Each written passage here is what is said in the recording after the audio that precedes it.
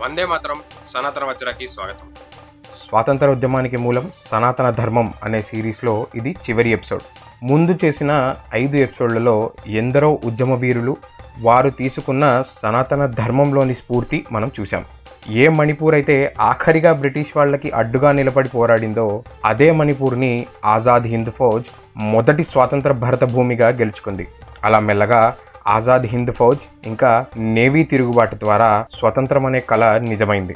అలాగే ఈ సిరీస్లో మనం బ్రిటిష్ భావజాలంతో దయతో డొమినియన్ స్టేటస్ ఇస్తేనే చాలయ్యా అన్నవారు అధికారంలోకి వచ్చి రాయబడిన సగం సగం చరిత్ర స్వతంత్రం తెచ్చిన వీరుల పోరాటాన్ని చిన్నదిగా చూపించిందో కూడా చూసాం. ముందు ఎపిసోడ్స్లో సావర్కర్ ఇంకొక ఉద్యమ వీరుడు అందరికన్నా ముందుగా ఉద్యమం చేసే 2 పెద్ద సంస్థలను లేదా గ్రూప్లను స్థాపించి స్వతంత్ర పోరాటంకి కీలకంగా నిలిచారు అని చెప్పాం. ఆ గ్రూప్లో నుండి వచ్చిన వీరులే ఎన్నో ముఖ్యమైన రెవల్యూషనరీ గ్రూప్స్ స్థాపించి ప్రపంచ వ్యాప్తంగా నెట్వర్క్ను ఏర్పరిచి స్వతంత్రం వచ్చేలాగా చేశారు. ముందు చూసిన 5 ఎపిసోడ్స్లో మీరు చూసిన ఎందరో వీరుల్లో దాదాపు అందరూ కూడా ఈ 2 గ్రూప్స్లో మొదలవటమో లేదా వారి స్ఫూర్తి తీసుకుని ఉద్యమం మొదలు పెట్టడమో చేసిన వారే. ఆ ఇంకో ప్రధానమైన కీలక ఉద్యమ వీరుడే అరవింద్ ఘోష్. మనకి శ్రీ అరబిందో అనే ఆధ్యాత్మిక ఋషిగా తెలుసు. అందుకే అరబిందో ఇంకా సావర్కర్లని founders of India's freedom movement అని చరిత్రకారులు అనటంలో అతిశయం ఏమీ లేదు. స్పెషల్ ఎపిసోడ్ అని ఎందుకు అన్నామంటే ఎవరైతే అంత పెద్ద ఉద్యమ నెట్వర్క్కి బీజం నాటారో ఆ అరవిందో పుట్టిన రోజే ఈ ఆగస్టు 15న స్వతంత్రం వచ్చింది. అరవిందో చదువు పూర్తి అయ్యాక బరోడా రాజు అయిన సాయాజీ గైక్వాడ్ స్టేట్లో సివిల్ సర్వీసెస్లో చేరాడు. ఈ రాజు బ్రిటిష్ రాజు ముందు మోకరిల్లకుండా వెన్ను చూపించి నడిచి అందరినీ ఆశ్చర్యపరిచాడు. అరవిందో ఆలోచన విధానం నచ్చి తనను బరోడా సివిల్ సర్వీస్లో చేర్చారు. ఇండియా ప్రకాష్ అనే కేంబ్రిడ్జ్ జర్నల్ ముంబైలో పనిచేసేది. అందులో అరవిందో మొదటిసారి స్వాతంత్రంపై తన ఉద్దేశాలు ప్రకటించాడు. అందులో కొంతమంది పేరున్న నాయకులు బ్రిటిష్ వాళ్ళు ఇచ్చిన చిన్న చిన్న సర్దుబాట్లు సెలబ్రేట్ చేసుకోవడానికే కాంగ్రెస్ను నడుపుతున్నారని, భారతీయుల శత్రువు ఎవరో బయట వాళ్ళు కాదు, మనలో ఉన్న బలహీనత, పిరికితనం, స్వార్థం అని రాశారు. భారత్లో ఎప్పటి నుండో వ్యాయామశాలను అంటే అఖాడాస్ను నడపడం అందరికీ తెలిసినది. ఇవి కండబలంతో పాటు ఆధ్యాత్మికత కలిపి బుద్ధిబలాన్ని కూడా పెంపొందించేవి. తుర్కిక్ ఆక్రమణల సమయంలో వ్యతిరేకంగా ఒక సమూహాన్ని తయారు చేయడానికి ఇలా ఎన్నో అఖాడాలను జనాలు ఉపయోగించుకున్నారు. సేమ్ అలాగే ఈ అఖాడాస్ను ఎలా భారత స్వాతంత్రం కోసం వినియోగించాలి అనే ఆలోచనలో పడ్డారు అరవిందో. ఇది 1897 సమయం. అప్పుడే జతీంద్రనాథ్ బెనర్జీని బరోడా ఆర్మీలోకి చేరేలాగా సాయం చేశారు అరవిందో. అక్కడ నేర్చుకునే యుద్ధ నైపుణ్యం సహాయపడుతుందని ఆ నిర్ణయం తీసుకున్నారు. 1901లో జతీంద్రనాథ్ కలకత్తాకి తిరిగి వచ్చి ఒక అఖాడాని స్థాపించారు. మిగిలిన అఖాడాలతో జాతీయ భావాన్ని పెంచే పనులన్నీ మొదలుపెట్టడం జరిగింది. అలా సతీష్ చంద్రబోస్ పెట్టిన అనుశీలన్ సమితి అనే ఒక అఖాడాను ఈ నెట్వర్క్లో చేర్చి అరవిందో నాయకత్వంలో ఆ పూర్తి నెట్వర్క్ కూడా అనుశీలన్ సమితి అనే పేరు వచ్చింది. ఇదే మనం ముందు ఎపిసోడ్స్లో ఎందరో విప్లవకారుల్ని తయారు చేసిన నెట్వర్క్ అనుశీలన్ సమితి. 1902లో ఒక ఇండస్ట్రియల్ ఎగ్జిబిషన్లో అరవిందో రాసిన స్పీచ్ను రాజా సాయాజీ చదివాడు. అందులో బ్రిటిష్ రాజు వల్లే భారత్లో పేదరికం ఉంది అని, భారత్ను నాశనం చేసి బ్రిటిష్ శక్తివంతం అవుతోందని అంటూ సాంస్కృతికంగా ఒక గ్రేట్ నేషనల్ మూమెంట్ అనేది జరగాలి అని చెప్పారు. అందరూ ఆశ్చర్యంతో విన్నారది. ఇదే ఎగ్జిబిషన్లో వారం తర్వాత ఇండియన్ నేషనల్ కాంగ్రెస్ నేతలు ఇచ్చిన స్పీచ్ల్లో ఒకళ్ళు మన దేశం మంచి కోసమే బ్రిటిష్ రాజ్యానికి పూర్తి అధికారం ఉండాలని, ఇంకొక నేత పర్మనెంట్గా బ్రిటిష్ రాజ్యం ఉండాలి అని రిక్వెస్ట్ చేస్తూ స్పీచ్లు ఇచ్చారు. ఈ సమయంలోనే అరవిందో తిలక్ను కలిసి సిద్ధాంతాలు ఒకటేలా ఉండేసరికి ఒకరి పోరాటానికి ఒకరు సహకరించుకున్నారు. లాల్ బాల్ పాల్ ముగ్గురు కూడా అరవిందోకి ఇంకో పక్క సావర్కర్కి సపోర్ట్ ఇస్తూనే వచ్చారు. 1903లో అరవిందో తమ్ముడు బారిన్ ఘోష్ కూడా అన్నదారిలో నడవాలని అనుశీలన్ సమితిలో చేరాడు. ఒక చేతిలో భగవద్గీత, ఇంకో చేతిలో ఖడ్గం పట్టి ఆదిశక్తి రూపం ముందు భారత్ స్వాతంత్రం కోసం తన జీవితాన్ని అంకితం చేస్తాను అని ప్రతిజ్ఞ చేశాడు. ఇదే విధానం ఎన్నో రెవల్యూషనరీ గ్రూప్స్లో ఒక ముఖ్య పద్ధతిగా మారింది. తర్వాత 2 ఏళ్ల పాటు బారిన్ ఘోష్ బెంగాల్ చుట్టూ ప్రాంతాల్లో అనుశీలన్ సమితి నెట్వర్క్ను పెంచడం మొదలుపెట్టారు. అరబిందో దేశవ్యాప్తంగా పనిచేసే సన్యాస యోధులను తయారు చేయడానికి ఒక భవానీమాత గుడిని స్కూల్గా స్థాపించాలని భవానీ మందిర్ అనే దాదాపు 18 పేజీల ఒక ప్రతిపాదన రాశారు. అందులో మన దేశం అంటే శక్తి, లక్షల శక్తులతో కూడిన ఒక మహాశక్తి అని, భవానీ మహిషాసురమర్దిని లాగా ఎందరో దైవాల శక్తి కలిసి వచ్చినట్టు భవానీ భారతి అనే భారత్ కూడా లక్షల మంది శక్తి అని, తన బిడ్డలు ఇంకా నిద్రిస్తున్నారు అని, వారందరూ వాళ్లలో బ్రహ్మంని నింపుకుని మేల్కొలిపి ఆ శక్తిని జాగృతం చేయాలి అని రాశారు. చంచోడ్ ప్రాంతంలో నర్మదా నది తీరాన ఉన్న ఒక పురాతన కాళీమాత గుడిని ఆ భవానీ మందిర్కు సరైన చోటుగా గుర్తించారు. అలా అన్నదమ్ములు ఇద్దరు ఎందరో యువకులను ఉద్యమంలో చేరేలాగా స్ఫూర్తినిచ్చారు.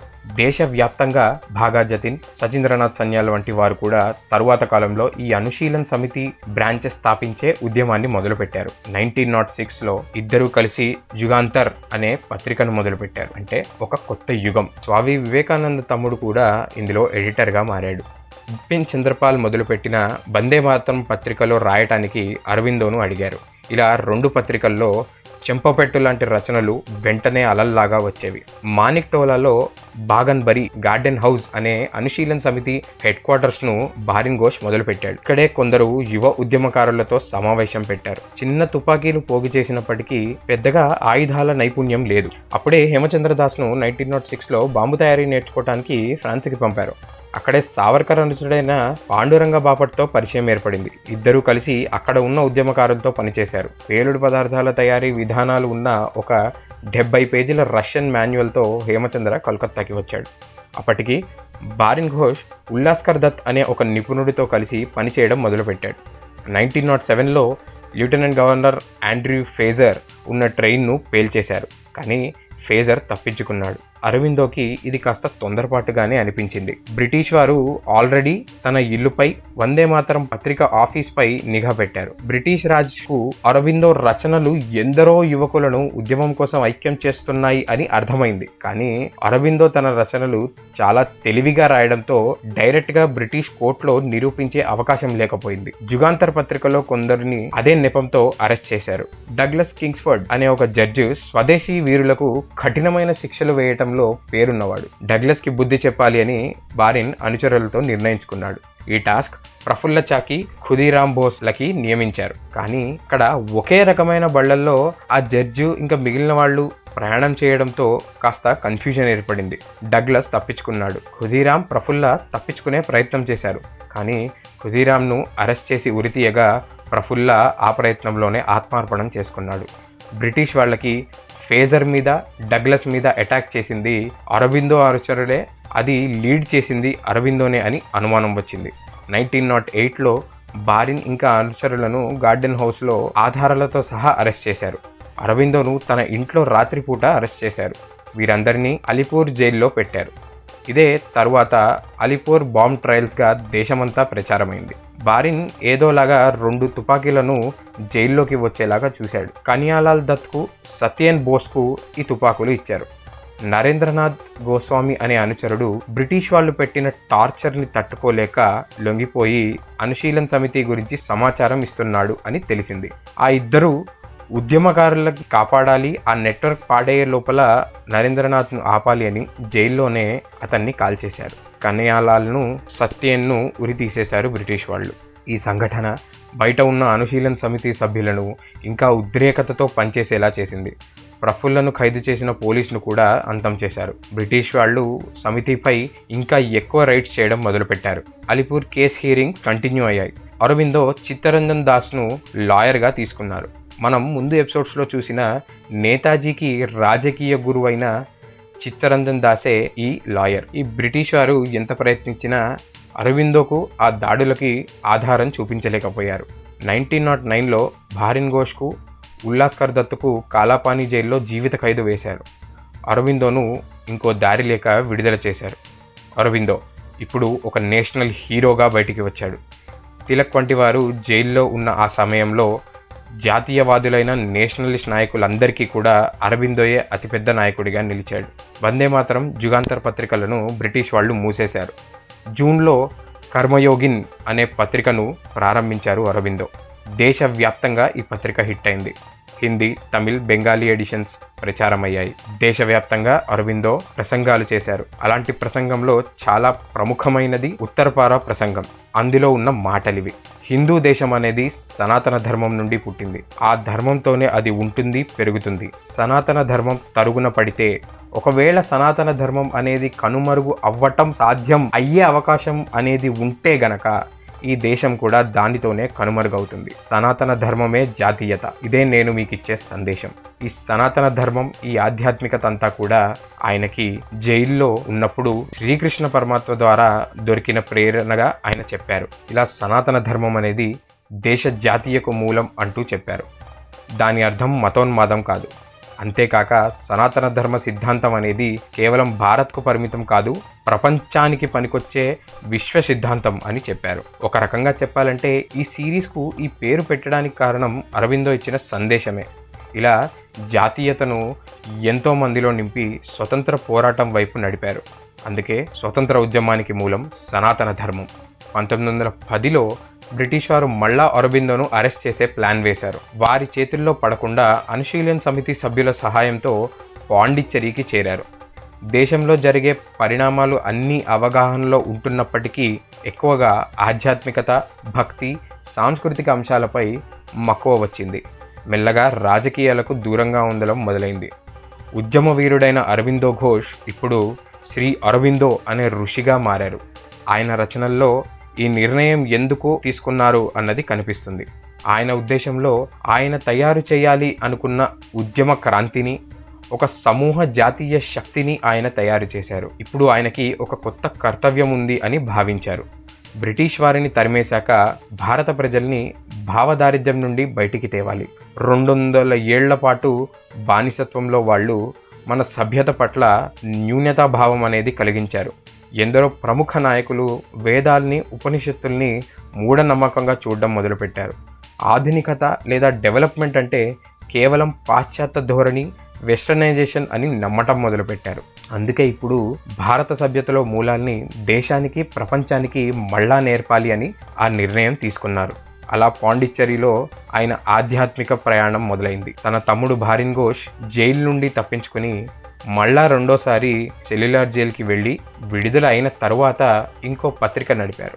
అలా మెల్లగా పాండిచ్చేరిలో తన అన్నదారిలో నడవడం మొదలుపెట్టారు. అలా దేశానికి భారతీయత వైపు దారి చూపుతూ శ్రీ అరవిందో 1950లో పరమపదించగా 1958లో తన సోదరుడు భారిన్ ఘోష్ కూడా అన్నను అనుసరించాడు.